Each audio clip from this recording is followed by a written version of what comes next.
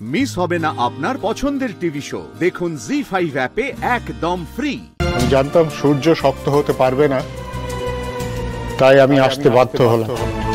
শোন অরু, তুই আমার নাতি, তোর একটা কঠিন অসুখ হয়েছে, আমি প্রাণপাত করে দেব তোকে সুস্থ করার জন্য, কিন্তু এই অফিসে তুই আর পা দিবি না।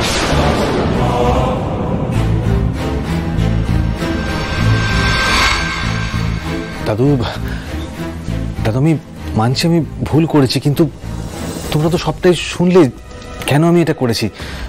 তুমি তো সবটা বুঝতে পারছো, বলো না, আমি বুঝি না।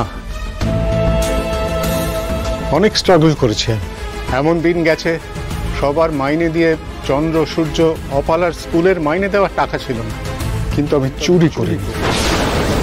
তুই যা করেছিস তার কোনো ক্ষমা হয় না। পার্সোনাল আর প্রফেশনালকে এক করিস না। বড় মামা, তুমি একটু বোঝাও না দাদুকে। না মানে সামনে একটা এত বড় ইভেন্ট রয়েছে, অনি তো একা সব সামলাতে পারবে না, তাই না? সব পারবে।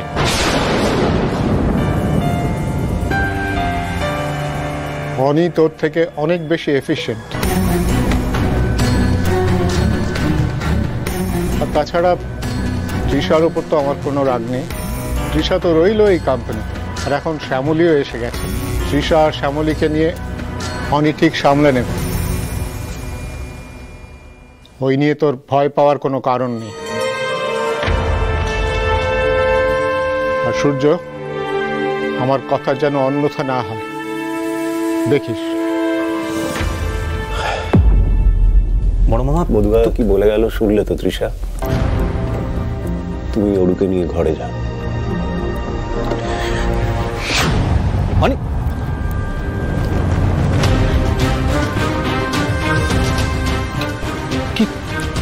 কি হচ্ছেটা কি এটা তৃষা? এই কি বলে গেল ওরা? হ্যাঁ, মানে মানে আমাকে সরিয়ে কোম্পানির দায়িত্ব শ্যামলীকে দিচ্ছে। তো বুঝতেই পারছি না হচ্ছেটা কি এখানে। একটা আনকালচার মেয়ের জন্য আমার বার্থ রাইট কেড়ে নেওয়া হচ্ছে।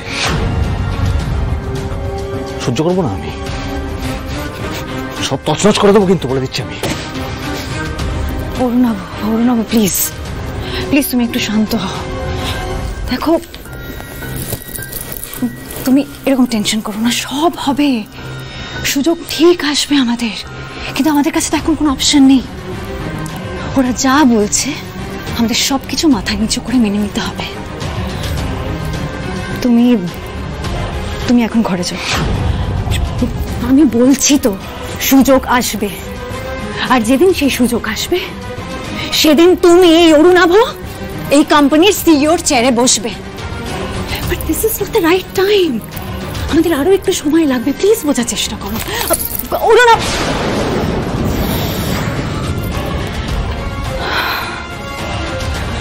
আমার বাবাকে ধ্বংস করেছে এই চোরাবাড়ি, আর এখন আমার স্বামীকে ধ্বংস করার চেষ্টা করছে।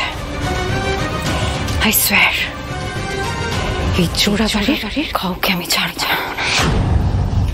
জি5 ডাউনলোড করুন আর সব এপিসোড দেখুন একদম ফ্রি।